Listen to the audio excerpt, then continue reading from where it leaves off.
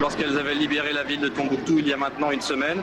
Un accueil préparé depuis les dernières 48 heures, depuis que la rumeur a couru dans la ville de Tombouctou, la rumeur de la visite du président français. Ce n'est pas la première fois qu'un président français se rend ici à Tombouctou.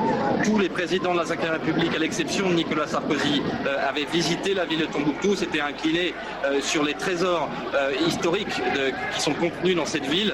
Le général de Gaulle y avait ses habitudes, François Mitterrand également, mais cette fois, le président français n'est pas simplement accueilli en chef d'État ami, mais bien et bien en libérateur. La ville est pavoisée de drapeaux français. Les témoignages que nous recueillons quotidiennement, chaque fois que nous sortons dans la rue auprès des habitants de Tombouctou, nous disent que finalement, sans l'intervention de la France, il n'y avait plus de liberté. Ils nous racontent le sort terrible auquel ils ont été soumis ces 10 derniers mois par l'occupation islamiste. Ces récits que nous connaissons d'ores et déjà, cette espèce de dictature d'une charia absolument radicale, dont ils sont aujourd'hui débarrassés, et dans leur cœur, disent-ils, grâce à François Hollande et à l'armée malienne. Une armée malienne qui finalement a repris confiance en elle, on l'a vu tout au long de cet engagement au cours des 3 dernières semaines, une armée malienne qui a repris confiance en elle aux côtés de ses alliés, aux côtés de l'armée française et des troupes de la CEDEAO, et qui aujourd'hui participe même jusqu'à la sécurisation du président français et du président malien qui évoluent librement dans les rues de Tombouctou. Et quel est le moral des troupes, Mathieu ? Le moral des troupes maliennes, comme je viens de l'évoquer, est évidement au beau fixe, c'est le moral de la reconquête. Ils ont repris leur pays, en tout cas ces villes capitales qui étaient Gao et Tombouctou, à ceux qu'ils considèrent comme des occupants et ceux qu'ils nomment barbares en réalité. Il faut savoir que les soldats qui évoluent ici à Tombouctou sont majoritairement originaires de la ville. Je vous laisse imaginer ce qu'ils ont ressenti lorsqu'ils ont descendu la principale artère de la ville acclamée par une population qui en fait était leur famille. C'était tout à fait bouleversant à observer en tant que témoin, mais l'émotion était également extrêmement présente dans la population et même chez les soldats français qui descendaient aux côtés des soldats maliens. Cette avenue principale de Tombouctou qui passe devant la grande mosquée et qui conduit à la place centrale de la ville.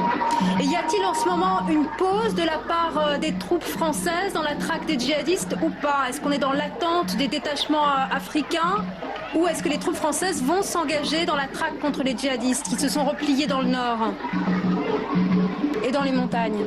Alors il faut dissocier deux types d'interventions. L'intervention aérienne qu'on a pu observer de loin, ces frappes aériennes qui tapent les colonnes de djihadistes qui se déplacent, les stocks de carburant, les stocks d'armes et qui ont déjà totalement désorganisé, semble-t-il, les groupes djihadistes qui occupaient la ville de Tombouctou, la ville de Gao et les agglomérations précédentes qui ont été libérées.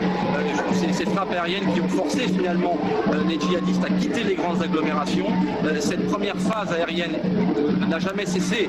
Il faut considérer qu'au moment où nous parlons, l'essentiel des groupes djihadistes qui ont quitté Tombouctou, Gao, se sont regroupés dans la région de Kidal, non pas à l'intérieur de Kidal qui semble-t-il est encore aux mains des Touaregs du MNLA, mais bel et bien au nord de la ville, dans ces barres rocheuses, dans cette partie extrêmement montagneuse et très difficile d'accès du Mali. À cet endroit, les frappes aériennes continuent, des frappes d'hélicoptères. Nous sommes au moment où je vous parle, survolés par les hélicoptères Tigre qui se font très discrets ici. Vous savez, ces hélicoptères modernes qui ont fait des ravages dans les rangs des talibans en Afghanistan et qui sont à l'origine des frappes les plus précises ici. La seconde phase de l'opération sera une opération terrestre. On imagine mal comment le Mali pourrait se passer du contingent français qui est d'ores et déjà déployé sur l'aéroport de Kidal au moment où nous parlons. Il y a plusieurs jours déjà, des forces spéciales françaises ont pris possession de l'aéroport de Kidal, ont été rejoints par une compagnie de parachutistes dans les heures qui ont suivi et se dirigent au moment où nous parlons vers le centre-ville de Kidal tout en entamant des négociations aux côtés de dirigeants maliens et de militaires maliens avec les Touaregs du MNLA qui sont majoritaires dans la ville de Kidal. Et on sait où se trouvent précisément leurs réserves d'armes et de pétrole à ces djihadistes ? Non, c'est extrêmement difficile à savoir et il faut bien se souvenir que la grande force de ces groupes djihadistes, c'est bel et bien leur mobilité, leur légèreté et leur mobilité. Ils se déplacent en pick-up, ces petits véhicules, ou en moto. Et certains nous disent que les principaux leaders de djihadistes de Tombouctou ont quitté la ville à pied pour rejoindre des caches en périphérie de la ville pour ensuite se déplacer en véhicule. Ils enterrent leurs armes loin dans le désert, dans des caches qui sont parfois extrêmement anciennes et qui appartiennent à la tradition de la contrebande dans la région. Il faut se souvenir que nous sommes sur la route qui conduit à la frontière algérienne. C'est la route des échanges. Tombouctou est un carrefour commercial et un carrefour culturel qui a tracé des axes qui mènent vers la frontière algérienne, qui est la principale source d'approvisionnement en produits de première nécessité. Ce sont les mêmes axes qui alimentent la rébellion islamiste ici au Mali, en armes et en carburant, qui sont absolument vitaux pour poursuivre le combat. Et encore une fois, il ne s'agit pas de gros stocks, il reste extrêmement difficile à localiser. Merci beaucoup Mathieu Mabin pour toutes ces précisions, et le président François Hollande devrait s'exprimer à midi heure française, donc depuis le Mali et devant les troupes françaises pour les féliciter. Gauthier Rybinski, on voit quand même donc qu'il y a un accueil pour l'instant qui est très populaire et qui a l'air pour l'essentiel